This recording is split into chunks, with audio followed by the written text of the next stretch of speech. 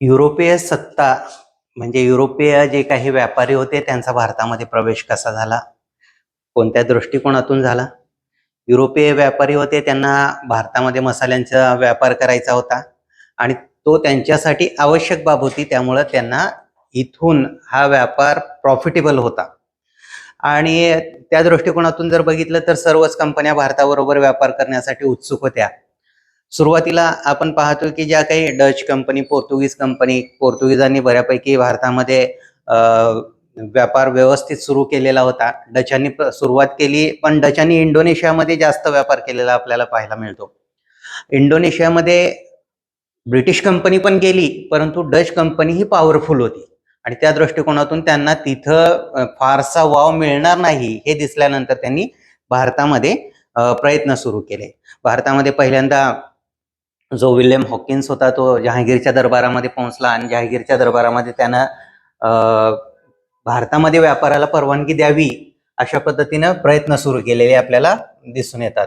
परंतु जहांगीरनं सुरुवातीला परवानगी दिली नाही आणि कारण पोर्तुगीज कंपनी ऑलरेडी भारतामध्ये व्यापार करत होती त्यामुळे. आणि नंतरच्या ह्याच्यामध्ये जर पाहिलं तर नंतर पुन्हा जो काही सर थॉमस रो हा जहांगीरच्या दरबारामध्ये पुन्हा राजदूत म्हणून ज्यावेळेस आला जेम्स पहिला याचा, त्यावेळेस मात्र जहांगीरनं परवानगी दिल्याचं आपल्याला पाहायला मिळतं. मग आता या वेगवेगळ्या कंपन्या ज्यावेळेस भारतामध्ये येत होत्या त्यावेळेस साहजिकच आहे की त्यांच्यामध्ये एक प्रकारे संघर्ष निर्माण होणार होता.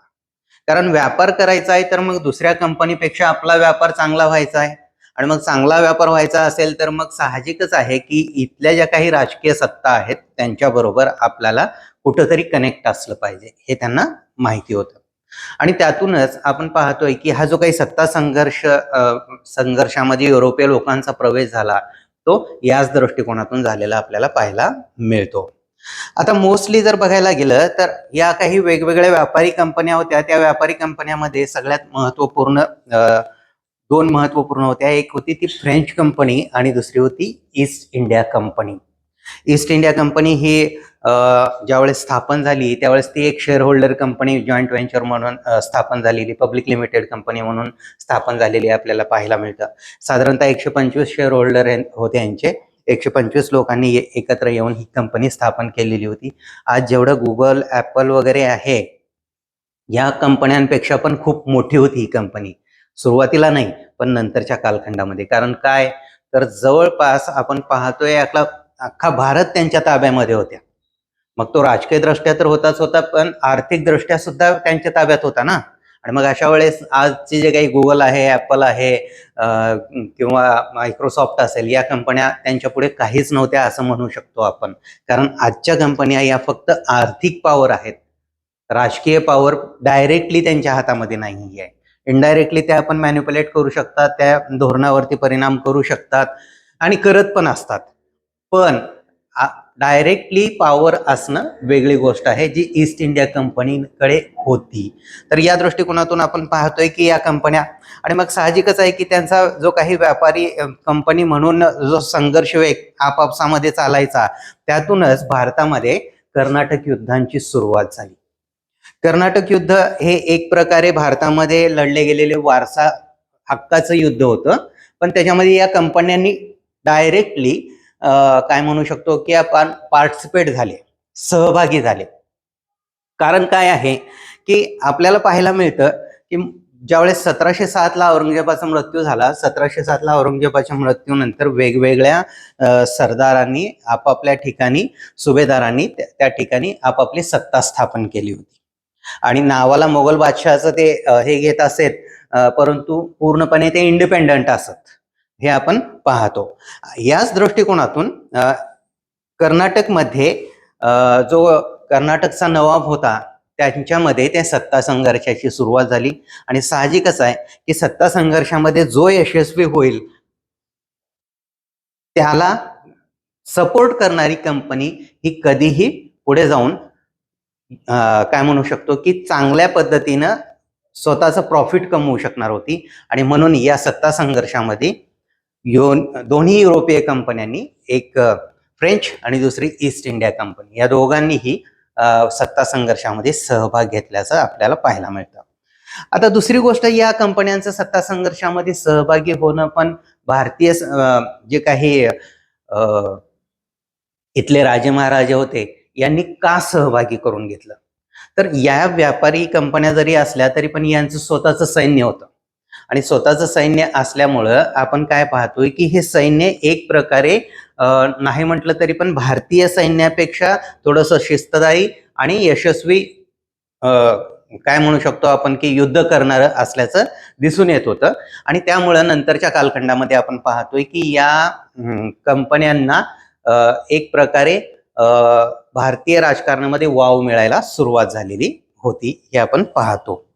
आता या कर्नाटक युद्धांचा जर संघर्ष बघितला तर कर्नाटक युद्धामध्ये आपण पाहतो की 3 कर्नाटक युद्ध झालेली आहेत आणि 3 कर्नाटक युद्धामध्ये शेवटी जो काही निकाल आला तो साहजिकच आहे की ईस्ट इंडिया कंपनीच्या बाजूने आल्याचं आपल्याला पाहायला मिळतं.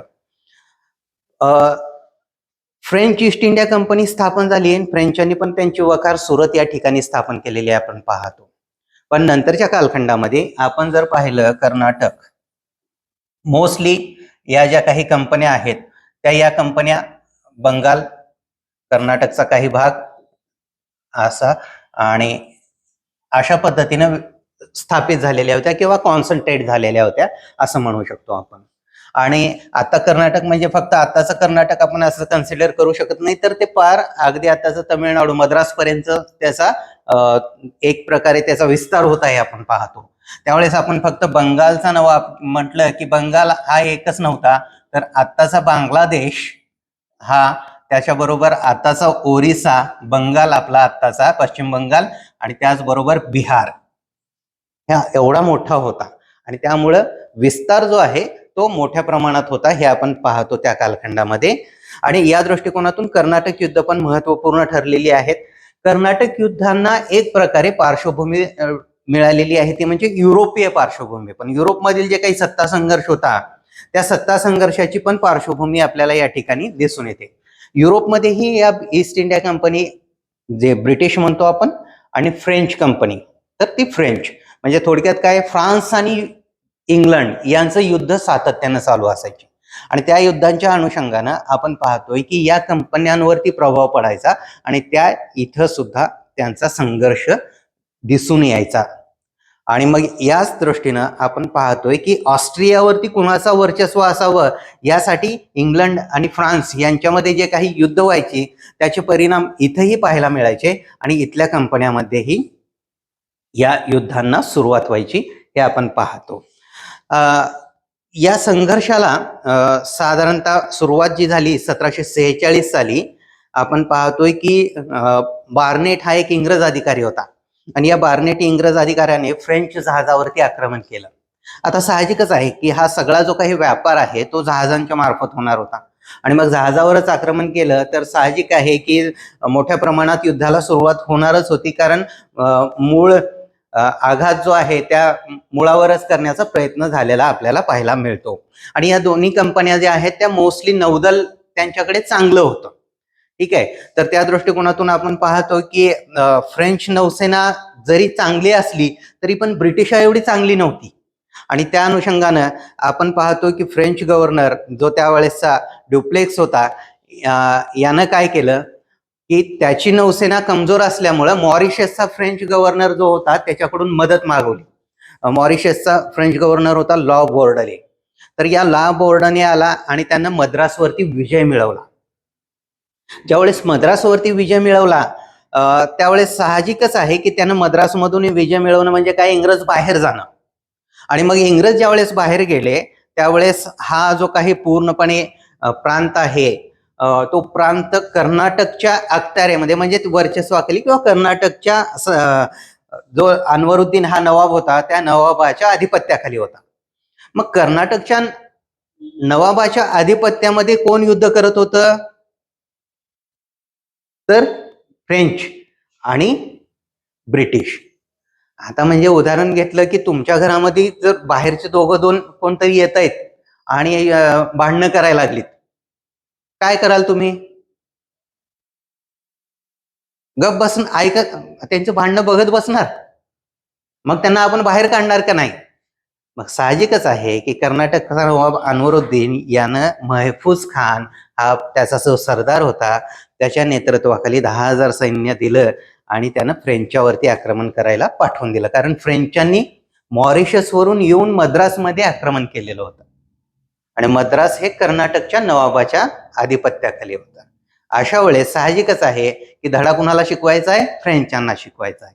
आणि म्हणून मग अनवरुद्दीननं फ्रेंचच्यावरती आक्रमण करायला पाठवून दिलं आणि सेंट थॉमसचं युद्ध झालं. आणि सेंट थॉमसचं युद्ध नोव्हेंबर 1746 मध्ये झालं, ज्या ठिकाणी पॅराडाईज हा त्यांचा सेनापती होता फ्रेंचांचा. यानं 10,000च्या सैन्याला नवाबाच्या या युद्धामध्ये हरवलं, नवाबाच्या सैन्याचा पराभव केला. आणि दरम्यानच्या काळात ह्या नवाब आणि फ्रेंच या दोघांचा ज्यावेळेस संघर्ष सुरू झालेला होता त्याच काळामध्ये इंग्रजांनी पॉंडिचेरीवरती आक्रमण केलं आणि पॉंडिचेरी कब्जामध्ये ताब्यामध्ये घेतली. आणि अशा पद्धतीनं आपण पाहतो की इंग्रजांनी पॉंडिचेरीवर आक्रमण केलं, पण ड्युप्लेक्सनं इंग्रजांचा पराभव केलेला आपल्याला पाहायला मिळतं. परंतु शेवटी काय झालं की 1748 मध्ये युरोपमध्ये एक्सला चापेल ही संधी झाली आणि या संधीनं हे कर्नाटकचं पहिलं युद्ध इनडायरेक्टली थांबलं हे आपण पाहतो. आणि जे काही दोन्ही यांनी जिंकलेले प्रदेश होते ते वापस घेतले, एकमेकांना दिले आणि तसं हे पहिलं युद्ध थांबलं. परंतु या युद्धानं काय दाखवून दिलं? या युद्धानं दाखवून दिलं की भारतीय सैन्य जे आहेत, भारतीय राजांचं सैन्य जे आहे ते कमकुवत आहे. फ्रेंचांचं किंवा युरोपीय म्हणूया आपण थोडक्यात, तर युरोपीय सैन्य थोडं जरी असलं तरी सुद्धा ते एक प्रकारे यांच्यावरती वर्चस्व निर्माण करू शकतं. हे या युद्धाने पहिल्यांदा दाखवून दिल्याचं आपल्याला पाहायला मिळतं. आणि त्याचाच परिणाम आहे की पुढील काळामध्ये युरोपीय सत्ता या भारतीय राजकारणामध्ये प्रभावी भूमिका घेतील हे लक्षात आलं. तर हा एक सगळ्यात महत्वाचा फॅक्टर या युद्धाने प्रस्थापित केल्याचं दिसून येतं की पुढील काळामध्ये युरोपीय सत्तांशिवाय भारतीय राजकारण चालणार नाही, हे अधोरेखित झालं. आणि हेच आपण पुढील काळामध्ये दिसून येतोय. कधी झालं हे? 1748ला जरी हे संपलं असलं हे युद्ध, तरी सुद्धा पाहतोय की आपण 1757 म्हणतोय. पुढल्या काळामध्ये लगेच भारतामध्ये एक प्रकारे परकीय सत्तेचा प्रारंभ झालेला पाहायला मिळतो. पण त्याची पायाभरणी झाली ती म्हणजे या कर्नाटकच्या युद्धाने झालेली दिसून येते. पुढं फ्रान्स आणि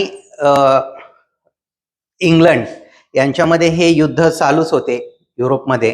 आणि त्यातूनच पुन्हा एकदा दुसरं युद्ध सुरू झालं, कर्नाटकचं, जे वारसा हक्काचं युद्ध म्हणू शकतो, 1748 ते 54. पूर्वीच्या काळामध्ये काही युद्ध म्हणजे आज सुरू झालं आणि उद्या संपलं असं व्हायचं नाही, तर ते वर्षानुवर्ष चालत असायची. तो संघर्ष हा सातत्यानं चालू असायचा. अगदी आपण पाहतोय की औरंगजेब हा मराठ्यांना हरवण्यासाठी त्यांनी अख्खी हयात घालवली स्वतःची. ठीक आहे, तर त्या अनुषंगानं हे युद्ध काही एका दिवसात संपायची नाहीत. तर पहिलं युद्ध संपलं 48ला आणि लगेच पुन्हा दुसरं युद्ध ही 48ला सुरू होतं. 48 ते 54 या कालखंडामध्ये कर्नाटकचं दुसरं युद्ध सुरू होतं. आता कर्नाटकचं दुसरं युद्ध सुरू होतं. मद्रासवरती इंग्रजांचा पराभव मद्रासमध्ये ड्युप्लेनं केलेला होता आणि त्याच्यामुळं अप्पर हँड ड्युप्लेला मिळालेला होता. हा ड्युप्लेक्स जो होता हा फ्रेंच गव्हर्नर, याच्या महत्वाकांक्षा वाढल्या त्याच्यामुळं. आणि त्या महत्वाकांक्षा वाढल्यामुळे यानं काय केलं? कर्नाटकच्या अंतर्गत राजकारणामध्ये हस्तक्षेप करायला सुरुवात केली. आणि ड्युप्लेनं कर्नाटकमध्ये चंदा साहेब याला पाठिंबा दिला, जो आणि दुसरा हैदराबादमध्ये मुझफ्फर जंग याला पाठिंबा दिला. हैदराबादमध्ये पण याच कालखंडामध्ये हैदराबादमध्ये निजाम, तर हैदराबादच्या निजामाचा जो काही वारसा हक्काचा संघर्ष होता त्याच्यामध्ये फ्रेंचांनी पण हस्तक्षेप करायला सुरुवात केली आणि हैदराबादमध्ये मुझफ्फर जंग याला पाठिंबा दिला. आणि कर्नाटकमध्ये फ्रेंचांनी किंवा ड्युप्लेनं चंदा साहेब यांना पाठिंबा दिला. आता साहजिकच आहे की ड्युप्ले ज्याला पाठिंबा देणार त्याला इंग्रज पाठिंबा देणार आहेत का? नाही देणार. म्हणजे अपोजिट पार्टीला पाठिंबा दिला तरच काहीतरी संघर्ष होणार आणि त्याच्यामधून काहीतरी मिळालं तर चांगलं मिळेल. बरोबर आहे. आणि मग साहजिकच आहे, नाही तर मग इंग्रजांनी पण यालाच पाठिंबा दिला आणि मग फ्रेंचांनी पण यालाच पाठिंबा दिला तर मग युद्ध होण्याचं रिझनच संपलं ना, युद्ध झालंच नसतं. मग युद्ध का झालं तर मुझफ्फर जंगला ज्यावेळेस फ्रेंचांनी पाठिंबा दिला त्यावेळेस इंग्रजांनी याला विरोध केला आणि त्याच्या विरोधी शक्तीला पाठिंबा दिला. आणि या दृष्टीनं आपण पाहतोय की हैदराबादमध्ये इंग्रजांनी नासिर जंग याला पाठिंबा दिला वर्सेस नासिर जंग होतं. तर या नासिर जंगला इंग्रजांनी पाठिंबा दिला, म्हणजे ईस्ट इंडिया कंपनीनं पाठिंबा दिला. आणि या ठिकाणी चंदा साहेब याच्या विरोधामध्ये होता मोहम्मद अली. याला ईस्ट इंडिया कंपनीनं पाठिंबा दिला. तर अशा दृष्टिकोनातून आपण पाहतोय की हे दुसरं युद्ध सुरू झालं आणि फ्रेंच सैन्यानं कर्नाटकची राजधानी होती आर्कॉट या कर्नाटकच्या राजधानीवरती 1749ला हल्ला केला. आणि आर्कॉटवरती हल्ला झाला त्यावेळेस जो कर्नाटकचा नवाब होता अनवरुद्दीन तो मरण पावला आणि त्याचा मुलगा होता मोहम्मद अली. हा मोहम्मद अली अनवरुद्दीनचा मुलगा होता. आणि मग हा मोहम्मद अली जो आहे तो त्रिचिनापल्ली या ठिकाणी पळून गेला. आणि त्रिचिनापल्लीला पळून गेल्यानंतर याच्या विरोधात जो होता चंदा साहेबला पाठिंबा कोणी दिला होता? फ्रेंचांनी. तर चंदा साहेब आणि फ्रेंच यांनी मिळून त्रिचिनापल्लीवरती हल्ला केला आणि त्याचा त्यावेळेस एक प्रकारे हल्ला केल्यानंतर इंग्रज जे आहेत ते इंग्रज रॉबर्ट क्लाइव्ह यानं याच वेळेस हे दोघं त्रिचिनापल्लीला गेले, चंदा साहेब आणि कोण? फ्रेंच. तर मग आर्कॉट ही जी कर्नाटकची मूळ राजधानी होती त्यावेळेस ही संधी साधून एक प्रकारे रॉबर्ट क्लाइव्ह जो इंग्रज सेनापती होता त्यानं काय केलं? आर्कॉटवरती हल्ला केला आणि आर्कॉट जिंकलं. आणि एक पूर्वीच्या काळामध्ये काय आहे की राजधानी जिंकली की पूर्णपणे राज्य जिंकल्यासारखं असायचं. आणि या दृष्टिकोनातून ज्यावेळेस इंग्रजांनी राजधानी जिंकली, ताब्यात घेतली आर्कॉटवरती हल्ला करून, त्यावेळेस साहजिकच आहे की चंदा साहेब यानं आत्मसमर्पण केलं आणि या दुसऱ्या युद्धामध्ये एक प्रकारे फ्रेंचांचा पराभव झाला, इनडायरेक्टली आणि डायरेक्टली असंही म्हणू शकतो. आणि त्याच वेळेस फ्रेंचांचा जो कर्नाटकचा युद्ध आहे याच्यामधून ते एक प्रकारे बाहेर पडल्यासारखं झालं असं म्हणू शकतो. परंतु हैदराबादमध्ये मात्र कॅप्टन बसी यानं फ्रेंचांचं जे काही स्थान होतं ते मजबूत केलं आणि त्या ठिकाणी तसाच तो राहिल्याचं हे आपल्याला पाहायला मिळतं. पण ज्यावेळेस फ्रेंच सरकारला हे सगळं दिसायला लागलं त्यावेळेस फ्रेंच कंपनी ही सरकारी कंपनी होती आणि फ्रेंच सरकारनं एक प्रकारे ड्युप्ले जो गव्हर्नर होता त्याला परत बोलवलं आणि त्याच्या जागी गोडेहू हा जो गव्हर्नर आहे त्याला पाठवून दिलं त्याचा उत्तराधिकारी म्हणून. गोडेहू यानं पाहिलं की या परिस्थितीमध्ये सगळ्यामध्ये व्यापार बाजूला राहिलेला आहे आणि आपण वेगळंच काहीतरी करत आहोत आणि याच्यामधून आपलंच नुकसान आहे, म्हणून यानं तात्पुरता संघर्ष म्हणजेच काय म्हणतो संधी केली आणि हे युद्ध दुसरं जे युद्ध आहे ते थांबलं. पण या दुसऱ्या युद्धानं अधोरेखित केलं की ईस्ट इंडिया कंपनी ही फ्रेंच कंपनीपेक्षा निश्चितच काय म्हणतो आपण वर्चस्वशाली आहे किंवा पॉवरफुल आहे. आणि पण हा संघर्ष पूर्णपणे थांबला नाही, कारण याला पुढला तिसरा जो काही पार्ट आहे तो तिसरं युद्ध 1758 ते 63 या कालखंडामध्ये लढलं गेलं. आणि 1758 ते 63 या कालखंडामध्ये ज्यावेळेस हे युद्ध लढलं जात होतं त्याच दरम्यान 1756 ते 63 असं सप्तवार्षिक युद्ध युरोपमध्ये लढलं जात होतं. आणि या युरोपीय सप्तवार्षिक युद्ध म्हणतो आपण. तर ह्या युरोपीय सप्तवार्षिक युद्धाचा परिणाम म्हणून कर्नाटकचं तिसरं युद्ध झालं आणि याच्यामध्ये दरम्यानच्या काळामध्ये आपण काय पाहतोय की हा संघर्ष बंगालपर्यंत पोहोचला होता. रॉबर्ट क्लाइव्ह आणि वॉटसन याने बंगालमध्ये वर्चस्व निर्माण केलेलं होतं, म्हणून 1757चा प्लासीचं युद्ध आपण म्हणतो. आणि त्या ठिकाणी त्यांनी बंगाल जिंकलेला होता. तोपर्यंत इनडायरेक्टली नाही तर आता डायरेक्टलीच जिंकलेला होता हे आपल्याला दिसून येतं. आणि दरम्यानच्या काळामध्ये 1758ला ज्यावेळेस फ्रेंच गव्हर्नर काउंट डी लाली हा पॉंडिचेरीचा गव्हर्नर झाला, त्यावेळेस त्यानं तंजावर वगैरे जो भाग आहे तो जिंकून घेतला आणि त्याच वेळेस मद्रासवरतीही हल्ला केला. मद्रासवरती हल्ला केला, परंतु त्याच वेळेस इथं जो काही फ्रेंच गव्हर्नर हैदराबादमध्ये बस्सी होता त्याच्याकडून सहकार्य मागितलं हैदराबादमधून, परंतु ते मिळण्याच्या आधी वांदिवाश या ठिकाणी 22 जानेवारी 1760ला वांदिवाशची लढाई झाली आणि त्या लढाईमध्ये सर आयरकूट या इंग्रज सेनापतीनं फ्रेंचांचा पूर्णपणे पराभव केला. फ्रेंचांचा जसा पूर्णपणे पराभव झाला त्यामध्ये फ्रेंच हे या वांदिवाशच्या लढाईनंतर असं ठरवण्यात आलं, जो काही काय म्हणतो आपण पॅरिसचा तह झाला, त्या पॅरिसच्या तहानुसार असं ठरवण्यात आलं की यानंतर फ्रेंच भारतातील त्यांच्या कुठल्याही वसाहतीला फोर्टिफिकेशन म्हणजे तटबंदी करू शकणार नाहीत आणि फ्रेंच भारतातील कुठल्याही राजकीय संघर्षामध्ये सहभागी होणार नाहीत. आणि त्यातून एक प्रकारे कर्नाटकच्या युद्धामधून ब्रिटिश ईस्ट इंडिया कंपनी ही वर्चस्वशाली सिद्ध झाली आणि ती पुढे आली आणि या कर्नाटकच्या युद्धातूनच भारतातील ईस्ट इंडिया कंपनीच्या साम्राज्याची पायाभरणी झाली असं म्हणू शकतो. ज्याची सुरुवात जी आहे बंगालमधील प्लासीच्या युद्धानं झालेली असली तरीही त्याचा कुठंतरी पाया जो आहे हा या कर्नाटकच्या युद्धामधून सुरू झालेला पाहायला मिळतो.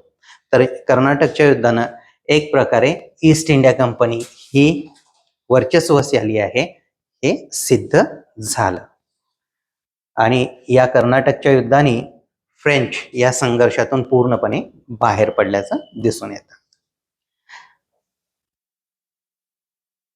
यानंतर आपण जर पाहिलं तर बंगालचे युद्ध, आता ह्याच्यामध्ये बंगालमध्ये दोन महत्वपूर्ण युद्ध झाले. एक प्लासीचं युद्ध ज्याच्याने ईस्ट इंडिया कंपनी याचे सत्ताभरणी या ह्याच्यानं झाली आणि बक्सरचं युद्ध जे आहे या बक्सारच्या युद्धानं हे ब्रिटिश सत्तेचं पूर्णपणे कन्सोलिडेशन स्पष्ट झालं की आता यानंतर ब्रिटिश हेच खऱ्या अर्थाने भारतातील राजकीय सत्ता असणार आहे. आणि हे कसं काही नाही ते आपण पाहूया. प्लासीचं युद्ध झालं 1757ला आणि बक्सारचं युद्ध झालं 1764ला. आता आपण काय पाहतोय की ईस्ट इंडिया कंपनी ही एक प्रकारे प्रस्थापित होत होती राजकारणामध्ये, भारतीय राजकारणामध्ये. आता ह्या भारतामध्ये जे काही भारतीय राजकारणामध्ये प्रस्थापित होत असताना या कंपनीला आर्थिक पॉवर होती, राजकीय पॉवर होती, त्याचबरोबर यांना प्रशासकीय पॉवर सुद्धा होती. हे का होतं तर साधारणपणे आपल्याला दिसून येतं की 1680 साली या ईस्ट इंडिया कंपनीला तिथल्या राजाने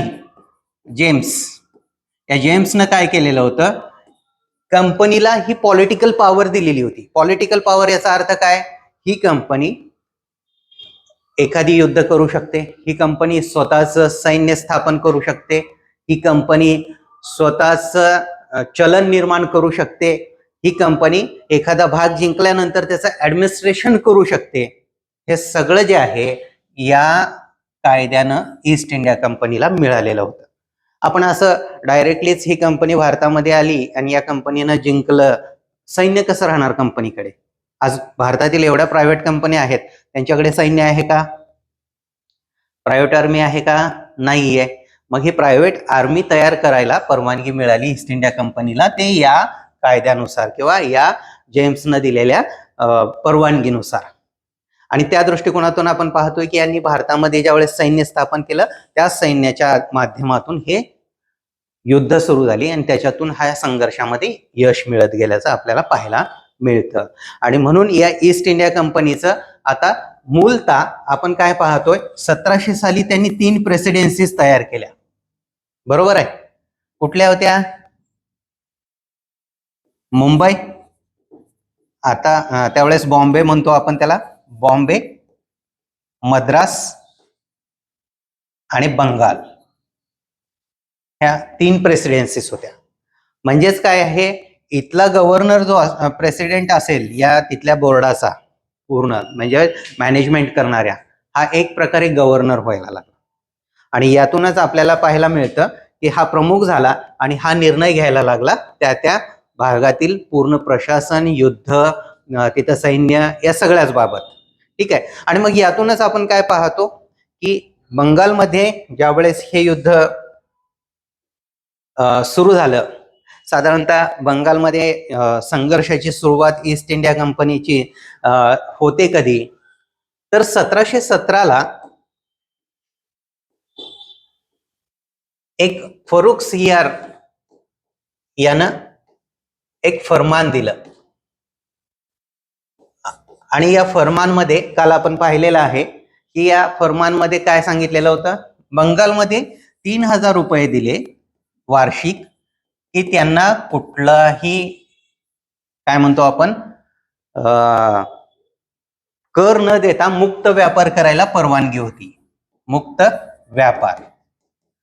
आता सुरुवातीला 1680च्या आसपास शाहिस्ते खाननं पण या पद्धतीनं थोडंफार परवानग्या दिलेल्या होत्या, त्या चालूच होत्या. परंतु फरुख सियारनं दिलेलं फरमान हे प्रभावी होतं मुक्त व्यापारासाठीचं.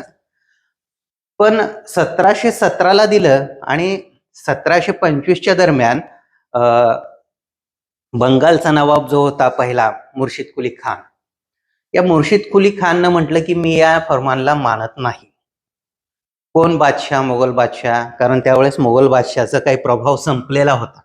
आणि मग अशा वेळेस जे नवाब होते ते वेगवेगळ्या ठिकाणचे नवाब हेच प्रभावी ठरलेले होते किंवा झालेले होते. आणि मग या दृष्टिकोनातून मुर्शिद कुली खाननं म्हटलं की मला माहिती नाही की हा फरमान मिळालेला आहे तुम्हाला, तुम्ही मला माझा टॅक्स दिला पाहिजे. आणि या दृष्टिकोनातून हा संघर्ष सुरू झाला ईस्ट इंडिया कंपनी आणि बंगालचा नवाब यांच्यामध्ये. तसं बंगालमध्ये पहिली वखार जी आहे हे हुगळी या ठिकाणी स्थापन केलेली होती, ज्यावेळेस शहाजहानचा पुत्र शाह सुजा हा तिथं सुभेदार म्हणून काम करत होता. त्यानंतर 1698ला हाजी मुशान यानं सुतनाती, कालीघाट आणि गोविंदपूर या ठिकाणची जमीनदारी इंग्रजांना दिलेली होती, हे आपण पाहिलेलं आहे. आणि त्याचबरोबर ज्यावेळेस बंगालचा नवाब मुर्शिद कुली खान झाला त्यावेळेस मात्र थोडासा हा संघर्षाला सुरुवात झाली. आणि हा संघर्ष सिराजुद्दौलाच्या काळामध्ये आणखी वाढला. सिराजुद्दौलाच्या काळामध्ये बंगालमध्ये ज्यावेळेस फ्रेंचांनी तटबंदी करायला सुरुवात केली इंग्रजांच्या भीतीनं चंद्रनगर या त्यांच्या वसाहतीला, त्यावेळेस इंग्रजांच्या या भीतीनं तटबंदी करायला सुरुवात करणं म्हणजे काय, आणि पूर्वीच्या काळामध्ये तटबंदी असलेला किल्ला हा एक प्रकारे सत्तेचं केंद्र असायचा. मग सत्तेचं केंद्र असं म्हटलं जातं शिवाजी महाराजांच्या काळामध्ये तरी की एक किल्ला हातामध्ये असणं म्हणजे आजूबाजूचा 100 मैलाचा परिसर हा ताब्यात असणं. आणि मग अशा वेळेस इंग्रजांच्या भीतीनं ज्यावेळेस चंद्रनगर या ठिकाणी फ्रेंचांनी किल्ला बांधायला सुरुवात केला, त्यांच्या वसाहतीला फोर्टिफिकेशन सुरुवात केली, त्यावेळेस सिराजुद्दौलानं सांगितलं की फोर्टिफिकेशन करायचं नाही. आणि त्याच वेळेस जे इंग्रजांची त्या ठिकाणची वसाहत होती फोर्ट विल्यम, तर या फोर्ट विल्यमलाही त्यांनी इंग्रजांनी तटबंदी करायला सुरुवात केलेली होती. फ्रेंचांनी नवाबाचं म्हणणं ऐकलं आणि तटबंदी करायचं थांबवलं, पण इंग्रजांनी थांबवलं नाही. आणि शेवटी जो सिराजुद्दौला होता यानं आधीच या फरमानच्या अनुषंगानं इंग्रजांबरोबर संघर्ष सुरूच होता आणि त्याच वेळेस यांचं म्हणणं ऐकत नाही एखाद्या राजाचं म्हणणं ऐकत नाही म्हटल्यानंतर साहजिकच आहे की राजाचं चिडणं आणि त्याच्यावरती त्यानं प्रत्युत्तर देणं. आणि शेवटी त्यानं काय केलं की या चंद्रनगरवरती म्हणजे इंग्रजांचं जे काही फोर्ट विल्यम होतं त्याच्यावरती हल्ला केला आणि तिथला जो काही इंग्रज सेनापती होता रॉजर ड्रेक म्हणून, तो या ठिकाणी हल्ला झाल्यानंतर पळून गेला फुलटा या द्वीपावरती आणि जो काही फोर्ट विल्यम होता तो स्वतः ताब्यात घेतला. फोर्ट विल्यम म्हणजेच कलकत्ता शहर आताचा. तर त्या कलकत्ता शहर हे नवाबानं ताब्यात घेतलं आणि त्याचा काही सेनापती होता माणिकचंद, याच्या हातामध्ये ते पोहोचवलं, दिलं आणि तो मुर्शिदाबाद हे त्याची जी राजधानी होती तिकडे निघून गेला. हे सर्व झाल्यानंतर आपण पाहतोय की 1757ला मद्रासचा गव्हर्नर त्यावेळेसचा रॉबर्ट क्लाइव्ह आणि त्याचा महत्वपूर्ण सेनापती वॉटसन, या दोघांनी हे पाहिल्यानंतर साहजिकच आहे की हे सगळं ईस्ट इंडिया कंपनीचं होतं आणि बंगालमध्ये मात्र या ठिकाणी ईस्ट इंडिया कंपनीचा पराभव होत होता. अशा वेळेस इकडल्या या दोघांनी जाऊन कलकत्ता शहरावरती हल्ला केला आणि त्या ठिकाणी कलकत्ता शहर हे जिंकलं.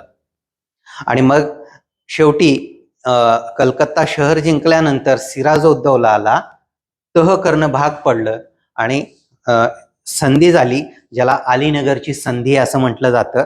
आणि या अलीनगरच्या संधीनं एक प्रकारे इंग्रजांना त्यांचं पुन्हा कलकत्ता शहर मिळाल्याचं आपल्याला पाहायला मिळतं. पण नंतर पुन्हा आणखी एकदा इंग्रजांनी चंद्रनगर, जे फ्रेंचांची वसाहत होती, त्याच्यावरती हल्ला केला आणि फ्रेंचांच्या वसाहतीवरती हल्ला केल्यानंतर सार्वभौमत्वाचा प्रश्न निर्माण झाला. आता साहजिकच आहे, उदाहरण घेऊया की आपल्याला भारताच्या एखाद्या भागावरती बांगलादेश म्हणा, पाकिस्तान म्हणा किंवा चायना म्हणा यांनी हल्ला केल्यानंतर भारत सरकार गप बसावं का? गप बसणार का? गप नाही बसणार. साहजिकच आहे की त्याला प्रत्युत्तर देणार ना. मग भले थोडंसं कमी जास्त होईल. आता जसं चायनानं बराचसा भाग आपल्या असं म्हटलं जातं की डोकलाममध्ये वगैरे जे काही संघर्ष सुरू आहे त्याला आपण थोड्या प्रमाणात तरी प्रत्युत्तर देणारच ना. तर त्या दृष्टिकोनातून ज्या वेळेस किंवा अगदी याला असं म्हणू शकतो आपण, चायना आणि पाकिस्तानचं काहीतरी संघर्ष सुरू आहे आणि तो संघर्ष भारताच्या भूमीवर सुरू आहे, अशा वेळेस आपण गप्प बसणार का? नाही गप्प बसणार. तर या दृष्टिकोनातून फ्रेंचावरती आक्रमण इंग्रजांनी केलं की त्याला सिराजउद्दौला गप्प बसला असता तर साहजिकच आहे की त्याचं सार्वभौमत्वाचा प्रश्न निर्माण झाला असता. आणि म्हणून या युद्धाला सुरुवात झाली. नवाबानं ठरवलं की आता इंग्रजांना शेवटचा धडा शिकवायचा, परंतु त्याआधीच रॉबर्ट क्लाइव्हनं नवाबाच्या विरोधामध्ये षडयंत्र रचलेलं होतं आणि याच्यामध्ये मीर जाफर, जगत सेठ, आमिर चंद आणि राय दुर्लभ हे नवाबाचे जे काही महत्वपूर्ण सेनापती होते त्यांना आपल्या बाजूनं घेतलेलं होतं. आणि त्यामुळं षडयंत्र रचल्यानंतर 23 जून 1757ला प्लासीचं युद्ध झालं. 23 जून 1757 आणि या दिवशी नवाबाचं सैन्य युद्धाला गेलं, परंतु ऑलरेडी या युद्धाचा सौदा झालेला होता आणि त्या दृष्टीनं हे युद्ध आपण म्हणजे बंगालच्या नवाबानं हारलं आणि बंगालच्या नवाबाला या ठिकाणी माघार घ्यावी लागली किंवा तो या युद्धातून संपला आणि त्याच्या जागी मीर जाफर याला सेनापती करण्यात आलं. पण या बंगालच्या युद्धानं झालं काय?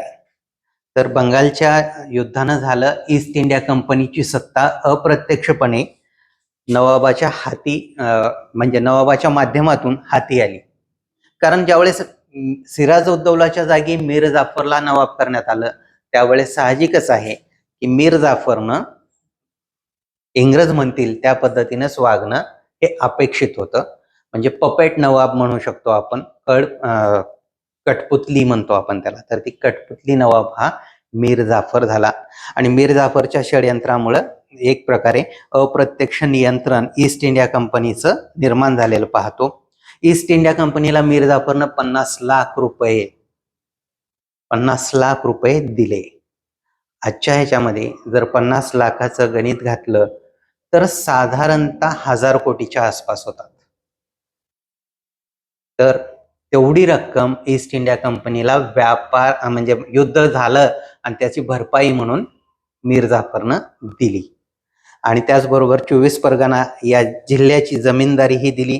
त्यामुळे कंपनीचा बऱ्यापैकी खजिना जो आहे तो रिकामा झाल्याचा कंपनीचा खजिना जो आहे तो भरला पूर्णपणे आणि बंगालचा खजिना जो आहे तो पूर्णपणे रिकामा झाल्याचं आपल्याला पाहायला मिळतं. जो फरुख सियारनं दिलेला दस्तक परवाना होता तो मान्य करण्यात आला आणि इंग्रजांना पूर्णपणे व्यापारावरती एकाधिकार देण्यात आला. आणि याचबरोबर या युद्धानं एक सगळ्यात महत्वपूर्ण अधोरेखित केलं की ईस्ट इंडिया कंपनी ही भारतातील राजकारणामध्ये एक प्रभावी सत्ता असणार आहे किंवा प्रभावी घटक असणार आहे. आणि या युद्धाबद्दल विचार करायला गेलं तर हे एक प्रकारे युद्ध लुटूपुटूची लढाई म्हणू शकतो आपण, ज्याच्यामध्ये नवाबाच्या सैन्यानं सहभागच घेतला नाही. काही ठराविक टक्क्यामध्ये 10% म्हणू शकतो एवढ्या नवाबाच्या सैन्यानं सहभाग घेतला आणि ते हारलं. कारण या युद्धाचा सौदा ऑलरेडी युद्धाच्या आधीच झालेला होता आणि त्यामुळं सेनापती ज्यावेळेस निघून जातो त्यावेळेस त्याला त्या पुढल्या काय म्हणतो आपण सैन्याला अर्थच राहत नाही आणि युद्ध झालेलं दिसून येत नाही. आणि त्यामुळं आपले इतिहासकार आहेत KM पन्नीकर हे या युद्धाबद्दल म्हणतात की हा मीर जाफर आणि इंग्रज यांच्यामध्ये झालेला सौदा म्हणजे प्लासीचं युद्ध होतं. प्लासीचं युद्ध होतं. प्लासीचं युद्ध हे काही वेगळं नाही तर हा सौदा होता, हा एक व्यापार होता, व्यवहार होता असं म्हणतात. आणि त्याचबरोबर एक आपले बंगाली कवी आहेत चंद्रसेन, तर यांनी याला म्हटलेलं आहे की भारतासाठी सुरू झालेली काळरात्र. आणि जे आपण पाहतो की इथं जे काही ईस्ट इंडिया कंपनीची सत्ता स्थापित झाली ती 1947 पर्यंत राहिली. म्हणजेच भारतासाठी ही काळरात्र 190 वर्षाची होती. 190 वर्षानंतरच सूर्य उगवला स्वातंत्र्याबरोबर. तोपर्यंत ईस्ट इंडिया कंपनी ही प्रभावी सत्ता राहिल्याचं दिसून येतं आपल्याला. तर हे युद्ध झालं आणि या युद्धानंतर मीर जाफर हा काय झाला, नवाब झाला. पण साहजिकच आहे की मीर जाफर जरी नवाब झाला तरी पण मीर जाफरला म्हणावं तसं इंग्रजांच्या म्हणण्यानुसार वागणं शक्य होईना झालं. आणि इंग्रजांना लक्षात आलं की आता ह्याच्यापेक्षा जास्त याच्यामध्ये रस राहिला नाही. जे ऊस असतं त्या ऊसाचा रस काढल्यानंतर शेवटी त्या चोथा राहतो, माहिती आहे ना, तसं झालेलं आहे. मीर जाफर आपल्या काहीच कामाचा राहिलेला नाही हे दिसून आल्यानंतर मीर जाफरला बाजूला केलं आणि मीर कासिमला नवाब करण्यात आलं. मीर कासिमला नवाब करण्यात आलं आणि मीर कासिमनं त्या बदल्यामध्ये कंपनीला बर्दवान, मिदनापूर आणि चितगाव हे जिल्हे दिले गिफ्ट म्हणून. आणि मग साहजिकच आहे की मीर कासिम हा जरी नवाब झाला तर मीर कासिम हा थोडासा स्वतःच्या मर्जीनं काम करणारा होता. आणि मग मीर कासिम यानं काय केलं, राजधानी मुर्शिदाबाद याच्यावरून राजधानी हलवली, ती मुंगेर या ठिकाणी नेली. कारण राजधानीमध्ये सातत्यानं इंग्रज सेनापती असायचे, इंग्रज अधिकारी असायचे आणि त्याचा हस्तक्षेप हा मोठ्या प्रमाणात होऊ लागला. आणि हा हस्तक्षेप कमी करण्यासाठी म्हणून यानं राजधानी बदलल्याचं आपल्याला दिसून येतो. पण साहजिकच आहे की मीर कासिम हा थोडासा स्वतःच्या मर्जीनं वागणारा होता आणि त्याला दिसायला लागलेलं होतं की दस्तकचा गैरवापर होतोय आणि दस्तकमुळं बंगालची तिजोरी जी आहे ती कुठंतरी खाली होते आणि यातून साहजिक आहे संघर्ष निर्माण होऊ लागला इंग्रज आणि कासिम यांच्यामध्ये. आणि या संघर्षातून शेवटी मीर कासिमनं ठरवलं की आता आपल्याला इंग्रजांची टक्कर द्यावीच लागेल. आणि त्यातून बंगालचा नवाब मीर कासिम यानं अवधचा नवाब जो शुजाउद्दौला होता याच्याबरोबर संधान बांधलं आणि मोगल बादशाह शाह आलम दुसरा यांना सोबत घेऊन इंग्रजांबरोबर युद्ध करण्याचं ठरवलं. आणि यातून आपण पाहतो की 22 ऑक्टोबर 1764 ला बक्सर या ठिकाणी युद्ध झालं आणि या बक्सरच्या युद्धामध्ये मेजर मुनरो यांनी या तिघांच्या सैन्याचा पराभव केला. तसं 22 ऑक्टोबरच्या या बक्सरच्या युद्धानंतर पूर्णपणे एक प्रकारे ब्रिटिश सत्ता ही प्रभावी प्रत्यक्षरित्या आता अस्तित्वात आल्याचं दिसून येतं. आणि जो काही पाया 1757च्या प्लासीच्या युद्धानं घातलेला होता तो एक प्रकारे आता इमारत बांधण्याकडे याची सुरुवात झाल्याचं पाहायला मिळतं. कारण या युद्धानंतर अलाहाबादची संधी झाली आणि या अलाहाबादच्या संधीनं बंगाल, बिहार, ओरिसाची दिवाणी कंपनीला मिळाली. आणि काल जसं तुम्हाला सांगितलं की दिवाणीचा अधिकार म्हणजे काय आहे, तर महसूल जमा करण्याचा अधिकार, कर जमा करण्याचा अधिकार. कर कधी जमा करता येतो, ज्या वेळेस एखादा तो सत्तेमध्ये असेल त्याला तो अधिकार असतो. सत्तेच्या बाहेरच्या व्यक्तीला किंवा शासन म्हणू शकतो आपण, शासनाच्या बाहेरच्या व्यक्तीला कर जमा करता येत नाही.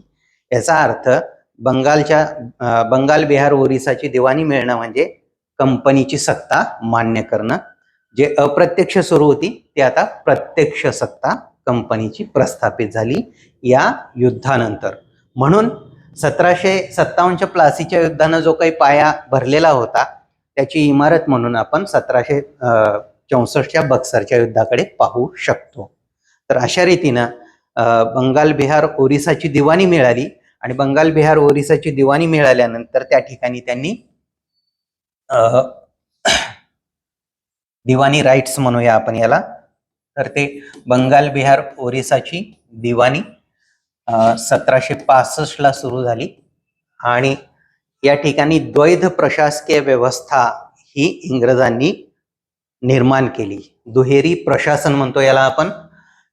दुहेरी प्रशासन व्यवस्था म्हणजे महसूल प्रशासन आणि त्याचबरोबर दुसऱ्या साईडला निजामत म्हटलेलं आहे म्हणजे दैनंदिन प्रशासन. तर हे निजामत जे आहे ते नवाबाकडे ठेवण्यात आलं आणि हे जे आहे ईस्ट इंडिया कंपनीनं स्वतःच्या हाती घेतलं. कारण दैनंदिन प्रशासनामध्ये त्यांना हस्तक्षेप करायचा नव्हता आणि ते समोर जायची गरज नव्हती. कारण यांचा हेतू काय होता, पैसा मिळवणं आणि सत्ता तरी नवाबाच्या माध्यमातून चालूच होती. त्यामुळं या द्वैध प्रशासकीय व्यवस्थेनं एक प्रकारे बंगाल, बिहार, ओरिसामध्ये आपण पाहतो की इंग्रजी सत्ता प्रस्थापित केली. आता ही द्वैध व्यवस्था जी आहे 1765 ते 1772 पर्यंत अस्तित्वात होती. 1765 ते 72 या कालखंडामध्ये बंगालमध्ये ही व्यवस्था रॉबर्ट क्लाइव्ह यानं चालवली आणि या व्यवस्थेमध्ये इंग्रजांनी स्वतःची तिजोरी मात्र मोठ्या प्रमाणामध्ये भरून घेतल्याचं दिसून येतं. या महसूल व्यवस्थेमध्ये बंगाल आणि त्याचबरोबर बिहार या ठिकाणी महसुली दिवाण म्हणून, नायब दिवाण म्हणून ईस्ट इंडिया कंपनी स्वतःची माणसं नेमली. बंगालमध्ये दिवाणी प्रमुख म्हणून रजा खान याला नेमलं आणि नायब दिवाण म्हणून. आणि बिहारमध्ये राजा शिताब राय याची नेमणूक दिवाण म्हणून करण्यात आली, जे इंग्रजांचे माणसं होती. आणि यांच्या माध्यमातून ह्या महसूल प्रशासनावरती पूर्णपणे ताबा घेतला. आणि तिजोरी, बंगाल, बिहार, ओरिसाचा प्रांत त्या कालखंडामध्ये सगळ्यात सुपीक प्रांत होता आणि सर्वात काय म्हणू शकतो समृद्ध प्रांत होता. आणि त्यामुळं या ठिकाणच्या तिजोरी हातात येणं म्हणजे बऱ्यापैकी भारताची तिजोरी हातात येण्यासारखं होतं. म्हणूनच असं म्हटलं जातं किंवा असं म्हणू शकतो आपण की इंग्रजांनी भारतातला पैसा मिळवला, भारतातली माणसं घेतली आणि भारत विजय केला. म्हणजे आपल्याच माणसाकडून आपल्याच पैशानं आपल्याला जिंकलं, जे जगाच्या इतिहासामध्ये खूपच क्वचित दिसतं. तर ते इंग्रजांनी करून दाखवल्याचं आपल्याला दिसून येतं. आता द्वैत प्रशासन आणण्याची कारणं पण आपण जर पाहू शकतो की महसूल वसूल करण्यासाठी जी काही माणसं आहेत किंवा प्रशासन चालवण्यासाठी जे काही मनुष्यबळ आहे ते दोन्ही कंपनीकडे नव्हतं. आणि त्यामुळं दैनंदिन प्रशासन पुन्हा निजामाकडे ठेवण्याचं एक प्रमुख कारण दिसून येतं. दुसरी गोष्ट, प्रशासन चालवत असताना आवश्यक जे काही चालीरीती आहेत, जे काही तिथल्या परंपरा आहेत, संकेत आहेत, हे त्यांना माहीत नव्हतं इंग्रजांना पूर्णपणे. कारण इंग्रज आणखीही नवीन होते, नवखे होते आणि त्यामुळं हे माहिती होणं शक्य नव्हतं लगेच्या लगे. आणि म्हणून आपण पाहतोय की यांनी निजामत जी आहे नवाबाकडेच ठेवलेली दिसून येते. आणि सगळ्यात महत्वाचं, कुठल्याही सत्तेशिवाय, प्रत्यक्ष सत्तेशिवाय लाभ जे मिळायचे होते ते सर्वच मिळत होते. आणि त्या दृष्टीनं हे काही फारसं गरजेचं नव्हतं की प्रशासन हाती घेतलंच पाहिजे. आणि त्यामुळं हे द्वैध प्रशासन व्यवस्था आणल्याचं आपल्याला पाहायला मिळतं.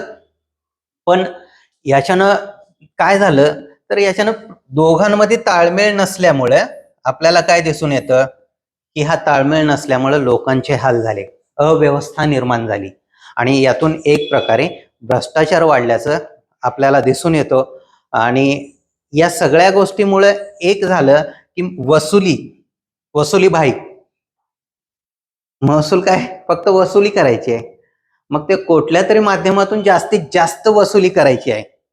मग कशाची भीती दाखवून करायची आहे, कशाचं काय अपीजमेंट म्हणून करायची आहे, काय असेल ते असेल, पण वसुली जास्तीत जास्त. त्यामुळे शेतकऱ्यांचं उत्पन्न घटलं.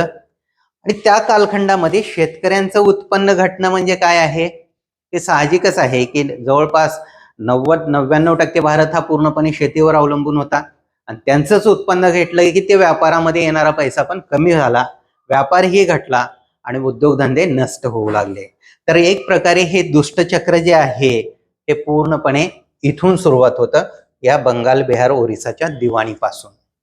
तर या दृष्टीनं आपण पाहतो की बंगाल, बिहार, ओरिसाची दिवाणी इंग्रजांसाठी प्रभावी किंवा यशस्वी आणि चांगली ठरली, तरी पण भारतीयांसाठी ती तेवढीच खराब व्यवस्था होती किंवा एक प्रकारे काय म्हणू शकतो आपण, पिळवणुकीची व्यवस्था होती, हे आपल्याला दिसून येतं.